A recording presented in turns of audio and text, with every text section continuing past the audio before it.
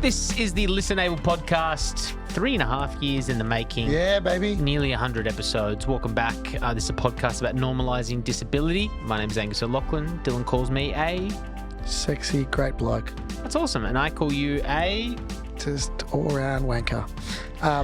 Great to be back for another instalment. Yep. I got to say, we're looking sharp today. Thank you. Very rare. Does one of us get the memo to bring their Listen Able shirt? Who is the one who always forgets, Angus? It's you. It's me. Yeah, I do always have it in the office. And today we are both wearing Listen Able shirts. And people can get them. They're still available. They are. We have a couple of blacks left. We are both wearing black today. I'm in fact wearing the very rare sample. One of a kind. This was when Jam the Label sent them to me as a demo, and they accidentally inversed the colours of them. So it was wrong. The image was wrong. Yes, the... See?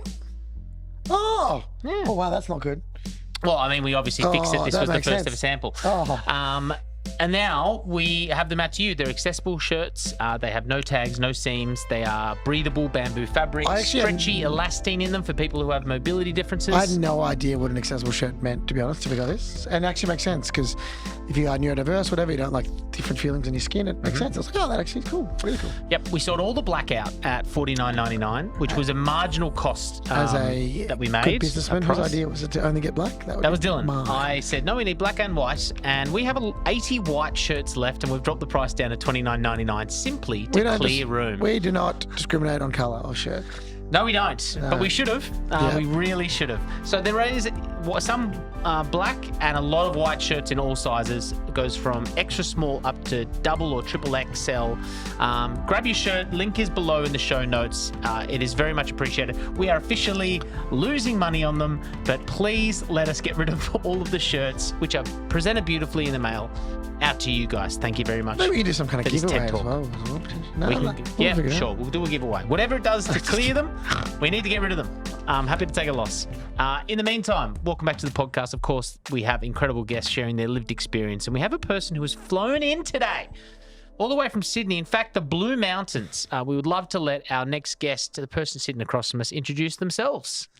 Hello, my name is Ross Chaplin. Mate, I'm a unicorn. I'm the only tenant rep, buyer's agent with 50 years lived experience, with lived disabled experience, and 30 years commercial experience. But I do my job completely for a company called Franklin Shanks, and I only look after the not-for-profit organisations. So you're when you say buy, like real estate? Yes. Yeah, fair enough. So what do you do there? So I look after the property functions for not-for-profit NDIS organisations. Cool. They're not small fry these days. The NDIS organisations that look after turn over between, $50 and $500 million. Geez, in the wrong business over here. And they've got very large property portfolios. Sometimes they deliver very good NDIS services, but they need a bit of help with managing their property, and that's what I do. Cool. And being a club member, it makes it much easier jamming a crutch in the front door of the CEO's office. Yeah, when you say club member, I get the innuendo, but I don't think everyone might. What do you mean by I that? don't know what you mean. All right. He's part of the disabled club member. Okay. Yeah. Is that where you're going? Gold member. Gold member. Gold member, that's it. So you disabled yourself? What disability do you have?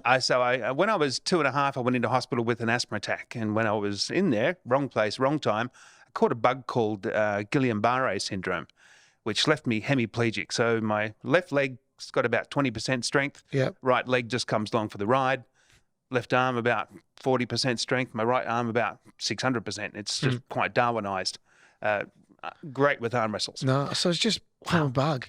Yeah. And just to say that, Ross, I didn't notice, but your forearms are holy mackerels. Cracked walnuts in my hands. Mate. Yeah, and your left arm, I mean, there is just a difference in the size. The size of them. Yeah, and quite skeletal. Yeah. But, you deal the hand, you play the hand you've been dealt. Yeah, and your right hand's dealt well. The bug only affects one side of your body, kind of thing? No, it's so. Hey, the body's got is in 4 hemispheres. So bottom left, bottom right, bottom up top left, top left right. That's cool. So my left leg and my right leg and my left arm are significantly weaker than the other diagonal opposites.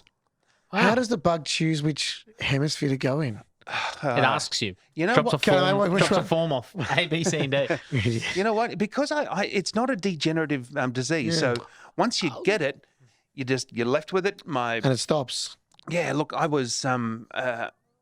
The doctor said to my mum, who was an ex-nurse, "Sorry, your son has Guillain-Barré Syndrome, a very rare disease. Soz about that. He'll probably die in the next 3 weeks or so. Just take him home and enjoy him while you got him." Wow. Mum didn't have a bar of that.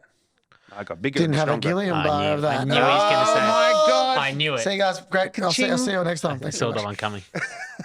He's very happy with himself. Sorry, keep going. That's all right. I just got bigger and stronger from there, and then I had an older sister at the time who was also quite disabled. The story goes back to the start with resilience, and my mum, being my sort of model of resilience, she wanted 4 children. She had my eldest brother Vince in 1964, good, strong, healthy boy. Jamie, 65, good, strong, healthy boy. Marion came along at 67. And she had a terrible scoliosis and scoliosis in her spine and circulation issues. She was told, my mum was told, my parents were told that she'll live till about 3. Anyway, she lived till 14 before she actually finally passed away. Mum wanted 4 kids, so she had another one. That child died at birth. Oh, wow. Then she wanted the 4th child. That was me. Happy, healthy, born in 1971. 1973, I get this bug. A bloody serious attention-seeking disorder from myself. But Mum had 4 kids, and that was the way it just went through. I just got bigger and stronger. I went to a school before I went to normal school, then I'll use the inverted commas. Mainstream school, we call it these days. Mainstream, that's what they call it. I called it hell. Hell with stairs. But I went to a place called the Crippled Children's School out in Allambie Heights, which is a whole nother conversation around about language and how destructive it is in disability. How does it make you feel knowing that's what it used to be called? Well, these days? it kind of makes me relieved that it's not that anymore, and it's not even actually working as a school anymore. But I just love seeing, and I'm in a unique position because I'm being disabled from the 1970s. You're only young. You're only like 33 or something. I'm 52 years old. Having that experience of absolute inaccessibility from so many places. And non-inclusion as well. Not just accessible, but like language understanding. I couldn't even imagine what it was like back in the 70s, 80s, brother. Man, my Crippled Children's School was just down the road from the Spastic Centre as well. Yeah. I mean, and that was at a time when there was a Department of Lunacy. And it's not that long ago. Oh, wow. It's not even that long ago. No? Like, really. yeah. Like, that's the scary part, yeah? 20 years more than you've been around. Well, Spastic Society, I was a member when I had to get funding as a kid. You know? That was in the 90s. Yeah, I remember the Spastic Society. Yeah, I was part, to get like the bus to kinder. It is a medical term, but it's just not a... Spasticity is, yeah. Spastic diplegia. I've had a lot of guests with that. Yeah. Yeah. I knew that about your story about Allambie Heights and growing up in the crippled, what was it called? The Crippled Children's School. I had a very recent example that I would love to get your thoughts on, 2 people with lived experience. I was in Wahroonga. It's in the northern suburbs of Sydney over Christmas, going for a walk through the leafy streets, and there is a school there. And then the next example that I saw, because I was walking down this leafy street, and Was the street leafy? Leafy. Oh, cool. Very, yeah. Can't Lots of walk. leaves. Yeah. They have school signs / pedestrian signs. So the diamond shape in yellow with the 2 people holding, 2 kids holding their hands. Underneath it just says disabled. Now, I did query that, and I was going to bring up people the are podcast. walking past.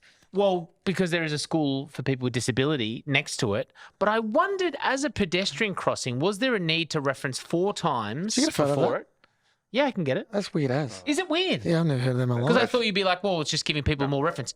Are you meant to drive slower? Yeah, that's so weird. What are you asking of people for that street sign? Do you know what I mean?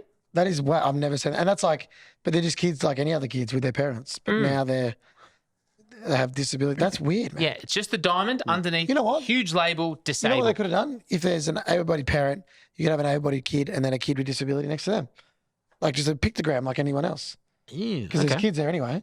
Why does it have to say the word? That's obviously the council rather than the school, because they didn't put up the signs. No one has that power except for the local councils. But I just thought, as an able-bodied guy, does a disability podcast, I would say I'd love and part of this community and advocate myself when I get the opportunity.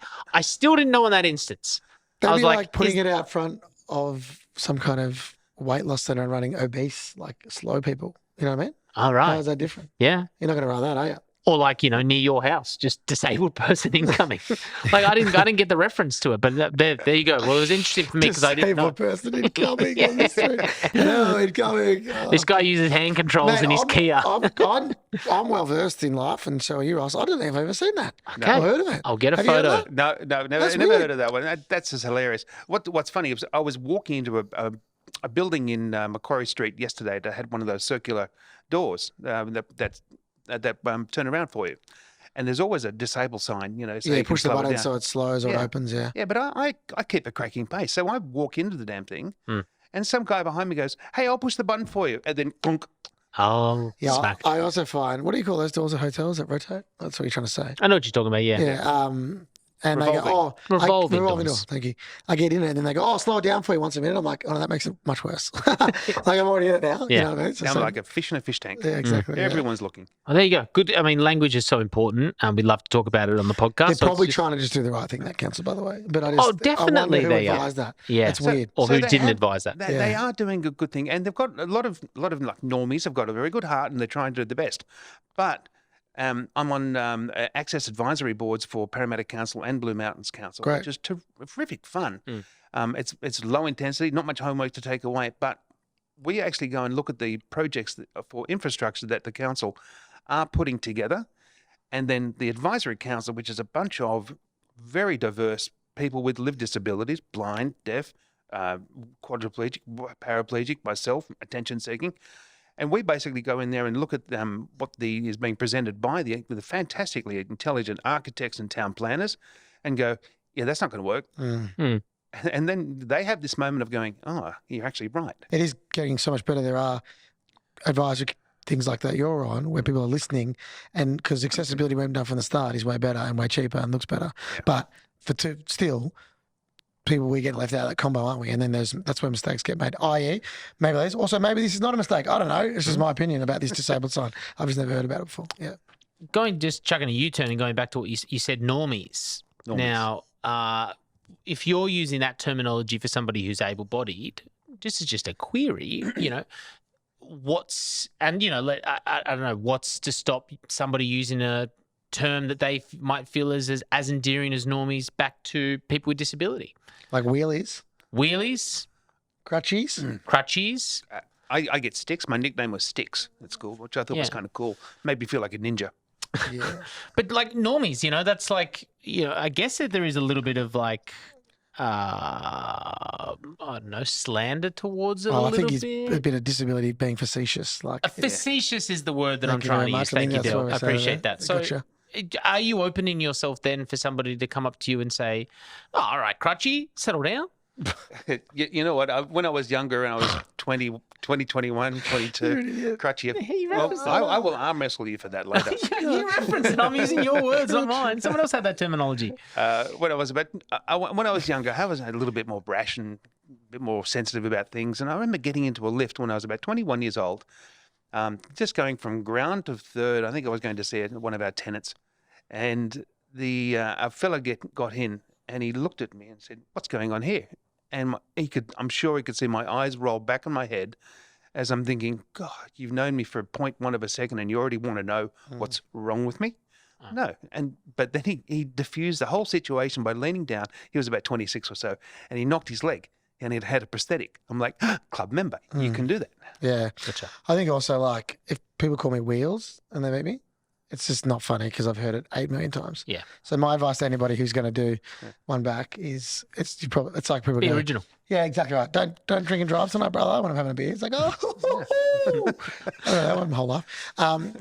But again, some people might love getting called Wheels. The best way to figure it out is to Ask them. thank you very much. Yes. Thank you. You seem pretty comfortable about your disability these days. Very much. Were you always like that, or did it take a bit of time to get to that point? And why did you decide to work, I guess, in the sector as well to contribute to it? Gee whiz. And it's something that I've really thought long and hard about over the last few weeks. And my comfort level with being disabled has just gotten higher and higher as I got older and older. Because you say little things like attention seeker and you do little throwaway comments where you're like diluting the disability. And I'm like, I wonder if he actually is comfortable because that is a way to deflect or is it not? I'm just asking. Good pickup. I like the way you say that. Look, I always try to be the comedian in the room. Yeah. But it's very much, I just want people to be comfortable around me. So I want them to be comfortable with talking about whatever. Yeah. There's no rules. I actually prefer people when they say, can you let me know what I can do to help you? Look, my father had a leg off. Is that what you got? Or even at the airport today, had two lovely folks come up to me, start a nice conversation.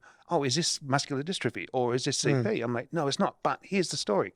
And I had meaningful conversations with two people to help them understand and to educate. 20 years ago, I would be walking now I've been married 25 years, but 20 years ago or so, I'd be walking in the shops with a awkward basket stuck to the end of my sticks, and mothers would sort of drag their kids along and go, oh, don't stare, don't stare. And I would actually stop them and go, no, let me talk to you, little one. Look, I use crutches because my legs don't work. And the kids just look at me and go, oh, cool. To the point now, and it breaks me up every time. Just recently I was in Harris Farm walking around the aisles and I had a heavy basket because I always buy too much. And this mother comes up to me and says, excuse me, my 5-year-old wants to carry your basket for you. And I was God, it just broke me up. And you can't say no. I was 10 feet from the register. But you just can't say no to that. It's just too gorgeous. And the younger generation is so different, aren't they? Like I'm even finding that, like just in the work that I do, like it's the old generation have gone and who cares in that way in terms of being inclusive, but it's going to be a lot easier for the next generation of young people with disability to come because of that, you know? I picked up, I was watching a show called Grand Designs and it was an English version. And it was a fellow who was in a wheelchair and he was designing a 2-story house, which made my eyes roll to start off with. And then he had a great big lift, of course, in there. Yeah. But he actually said, it's only your environment that makes you disabled. And it was a throwaway line that I think was just brilliant because it's only our environment that makes us disabled. Luckily, I've got a physical and visible disability. And so people see me coming and they open the door and all I have to do is give them a genuine smile and say, thank you. But my environment is getting easier and easier to get around. The school I went to would have been at least 1,200 stairs, and most of them had to go up and down each day. Yeah, I was fit then, with a trumpet on my back as well, because I was running from music to science, and there was 100 stairs in between. But that school now has got lifts. Yeah, great. And it's so good to see. We obviously know that you work in property as a buyer's agent, and specifically for NDIS, but it wasn't easy for you to get work in the industry. And going back, you said I couldn't imagine. Yeah, you would have looked wild in like a zombie. I imagine 30 years ago in real estate. What did that look like? I loved school. I was terrible at it. Terrible. But I was always good at selling things and being good with my friends' parents. So I thought if I could do something like that and be a part of the community, I was never going to matriculate to university. So I applied for real estate school, didn't get in the first time. There was 70 positions, 800 applications. My dad told me to go down and wait in front of the principal's office until he let you in, which I did do. A day and a half later, took a sandwich, I got in, did my 1-year course, and then I thought, right, I'm going to have to be a smart real estate agent. That was harder than it sounded because they don't want to employ somebody on sticks. I got a break with a really lovely fellow in Burwood who put me on as a commercial property manager, and I learned the ropes. I cut my teeth in commercial real estate. And that was the best part about it because I still keep in touch with that same employer he's nearly at the end of his string, but we still have a very fond friendship from 30 years ago. But he gave me this job and I was there for a year and a half, and then I went off to another job and I didn't like that. I didn't like the people. I didn't like the accessibility of the place. It was up 30 stairs and that was a pain. I'm not getting around as well now because I'm 52 years old. You just get older. But I had to find a job that was suitable for my physical needs. And what I did do after about 6 years and about 8 jobs was started my own company. Now, I started my own company with a fellow from another company that I was working at the time, and I put all my money into it, and it was a fabulous failure. incredible failure, a spectacular failure. I lost 100 grand plus another 50 grand in debt that followed me around until I could pay that off. But what an experience. You're not dumb if you make a mistake. You're only dumb if you make the same one twice. Anyway, so I started working for myself. I built a business doing residential real estate, property management, because that was a part of the industry I could see that was, real estate agents just didn't do it well. Yeah, they don't care enough. Yeah. No, they don't do it well. They put a 19-year-old person in charge of someone's $1 million asset and they think everything's going to be fine. I did that. I built up the business. I sold it 4 years later when my first child was born, and I happily marched into the bank and paid off my entire mortgage, which was fun. Nice. Then I did it 2 more times, and I did some more consulting. But it was most recently in the last 4 years when I was invited by this company called Franklin Shanks to go and look at their advisory services and say, why don't we just dedicate and actually have a specialised division for not-for-profit organisations. That was, so 4 years ago, and it's been going really well ever since. Whenever one of my clients who's a lawyer or something says, hey, we need to move offices in the city, I pass that on to somebody else in the office.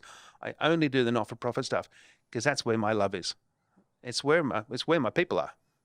And going out to ADEs, assisted disabled employment services, like pack and sends and whatnot. You're going into there, and I often take 1 or 2 of my employees with me, or a staff that are working with me on a certain project, to go into there and see the workforce. You've never seen a happier workforce in your life. 50 folks out the back of this place putting things in bigger boxes into small boxes. They get sent out, and then spending some time with them. Now, I often get spotted by them as well and asked, hey, when are you starting here? Or what are you doing? Or what's happened to you? Or what's the matter with your legs? But it's just an opportunity to educate and have a chat. Love that. My only thing with ADEs is if they're doing a job, they should get paid accordingly if they're doing it as good as everybody person.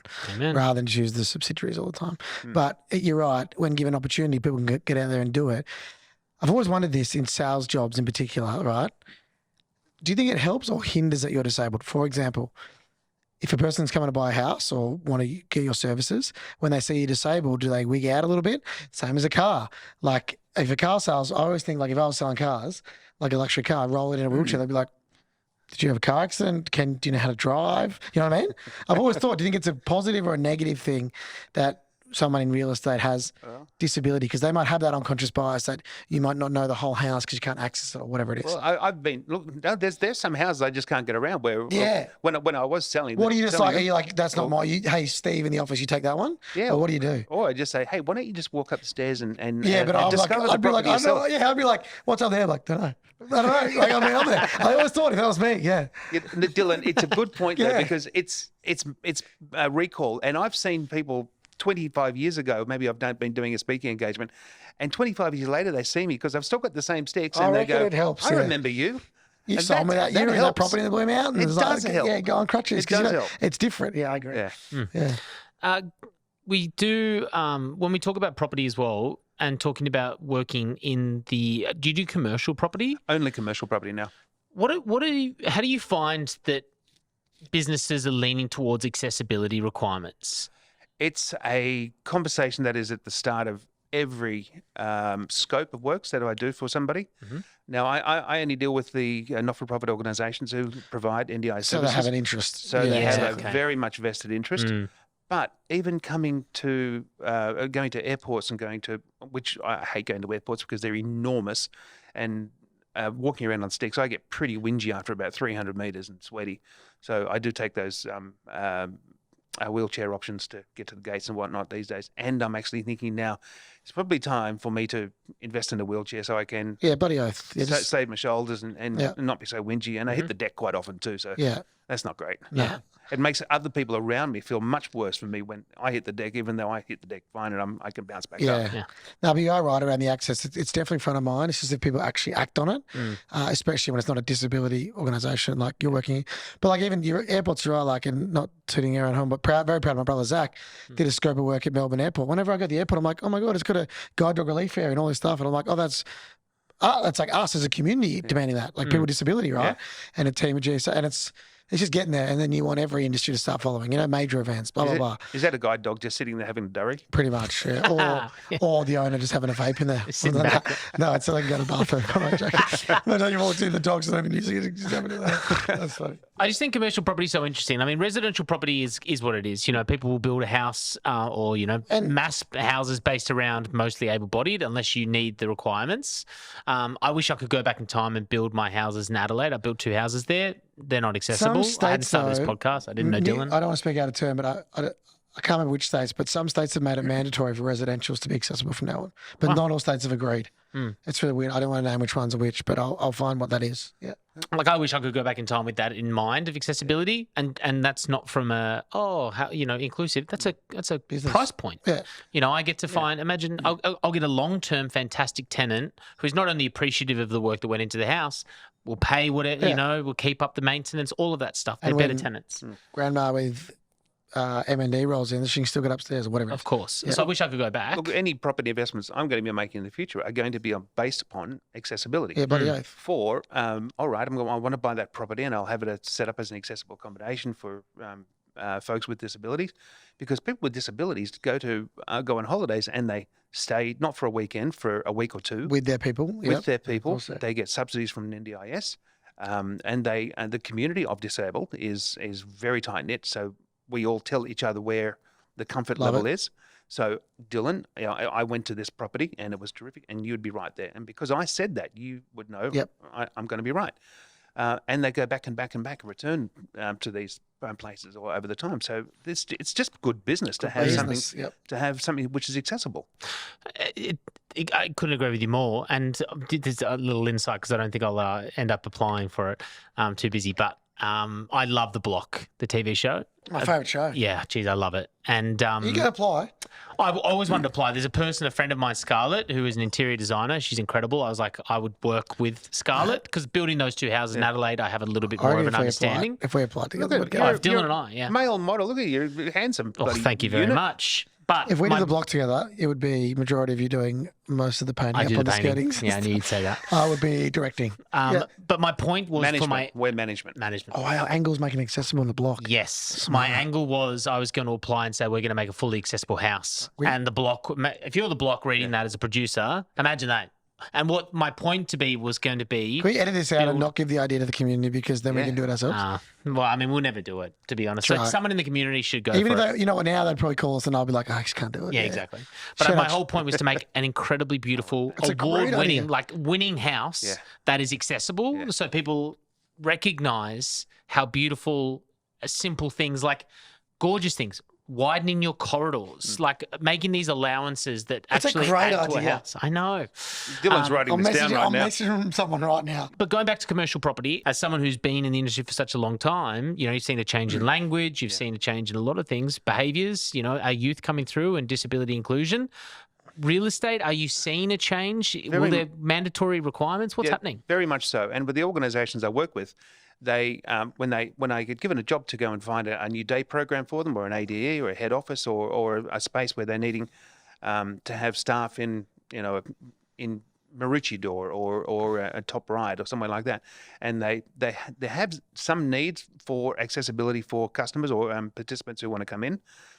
But even if they don't, they still say it needs to be an accessible space, because they need to talk the talk and walk the walk. They need to be able to tell everybody that they are there for them. And it has to be accessible for everyone. Again, it's only your environment that makes you disabled. Yeah, I love it. Love it. Ball of Uncomfortable. It is. It's time, the Ball of Uncomfortable, for those who are new listeners. Maybe you, Roscoe, you shared it with your community and your friends on LinkedIn or whoever it is, and they didn't know this podcast existed, and all of a sudden they want to hear their mate Ross on the potty, and here they are. The Bowl of Uncomfortable. This is where people send us questions, or we ask questions that might be a little bit risque. Maybe it's a little bit more personal than what we've got into before. Of course, you don't have to answer it, but by being uncomfortable, hopefully the answer makes people more comfortable with the situation. I'll go first? Yeah. Mine is from Andrew Anonymous from Instagram. That's anonymous. Andrew Anonymous? Andrew Anonymous. Just anonymous. Anonymous. Gotcha. Sorry. There's a little pun there, missed it. Apologies. He's like, He's like, Andrew, almost really. Sorry. In my early 20s, entering the workforce with a disability, I've had no luck in getting any bite on my application until I stopped to mention the fact that I had a disability. I finally made the final round of interviews at a company that would set me up pretty well in my career. When do I tell them I have a disability? Before or after I possibly get the job? Very, very good, tough question. And remember, we aren't the gospel, but I would love to hear your point of view. Okay, so having a physical disability, it's right out there for me. But for him, I would say if this is your first opportunity in the workforce, I'd probably keep it under wraps until you sign that letter of offer. Nice. Yeah, I mean, if you're getting through on your resume alone and your credentials and your experiences, then sure, take it and then Get the gig and then tell make the them? change. I think so. Or get the gig and never tell them if you don't want to as well. There's no pressure to tell anybody You don't None have of anything. that damn disclose. business. Don't have to disclose anything. However, yeah, I'm in the school of better being upfront because then you get the support you need. But I don't speak on behalf of everyone. Everyone's different. Good question though. Yeah, it was Like good. that. And that question could have gone either way. But for me, I just think of how hard it was getting in the Yeah, it's hard to get in the door. You're so the true, door, mate. Yeah, so yeah. Horses it. for courses, definitely. Yeah. This is it's not specific for you, Ross, but it is a question that I think you would be well suited for from Alexis in Adelaide. Shout out to our Adelaide friends. If you were sitting across from the boss offering your dream career and everything you'd work towards, but he was using ableist language and slurs, would you speak up for fear of him choosing another candidate? I would. I Okay. would. It's only sensible these days to have a language that is fully inclusive. It's just unfair. And when I get up and do speaking engagements on diversity and inclusion, I've got to make sure that my language is on point as well. And the people that I work with, they've got to be on point. I mean, there's no such thing as a disabled bathroom, is there? There's no disabled toilet. It's an accessible toilet now. Your language has got to be on point. It's very important. You've got to be I right. still say disabled toilet all the time. Yeah, I just said disabled toilet. Apologies. I always educate people like this. Most of the time, the people don't even know they're doing a mistake. And as long as you're doing the right way and you educate, and they always feel bad. I go, don't feel bad, just do better next time. Or if you're on the work site, like I got a mate who works in emergency services and he started saying the R word accidentally because everyone's just saying it. And he's like, I just picked it up. I go, well, next time they say it, for me, pull them up. And he goes, done. Like that's another way to, because he felt so bad. I was like, the same way as any, but if they know that it's wrong and they keep doing it on purpose, well, then they're just a dickhead, is my advice. Thanks. Ross, how can we find you? How can people find you if they want to reach out to you? Maybe the person who is looking for that real estate job and might need a little bit of a get mentor. the man to do a speaking gig. He sounds pretty yes, good. of course. How do we get look, you? I'd very much love to do a speaking gig for anybody. I do my not-for-profit gigs for free, of course. The corporates can pay. Yeah. I am the company I work for is franklinshanks.com. Sounds like you're selling knives. I'm not going to lie. Franklin Okay, Shanks is the like lamb word- shanks. Yeah. But no, but the word shank, like I'm going to shank you. Oh, right. Franklin Shanks is like a really good name for a band, like hip hop group or something. Yeah. Franklin Shanks. Yeah. Yeah. A garage band. Yeah, Franklin Shanks is a great name. Anyway, yeah. My email address I can provide to you, Yeah. rossc at franklinshanks.com. Any not-for-profit organisations out there who need a review of their property, I charge for my services, As you of should, course. mate. Of course. But I don't charge unless I can actually save you a significant amount Good on you, brother. on your balance sheet. Right. Good man. Spend 10 grand, save 50. One of those deals. Easy. And my LinkedIn profile, which is I'm sure Amelia's got it. We'll put it in the link, bio. Put it in link the link. below. I for would LinkedIn. love everybody to link in with me. I've got thousands, but I want millions. Nice, Great. mate. Love it. Don't forget, everybody, the Listen Able merch is out. Maybe you heard it at the start of the episode and you forgot, but look how great we look. Or if you're listening to this, trust me, we look fantastic. We've got a link below so you can buy your Listen Able merch shirts. Only 80 left. Become part of the club. Done. Gold members. See you next week, everyone. See you guys.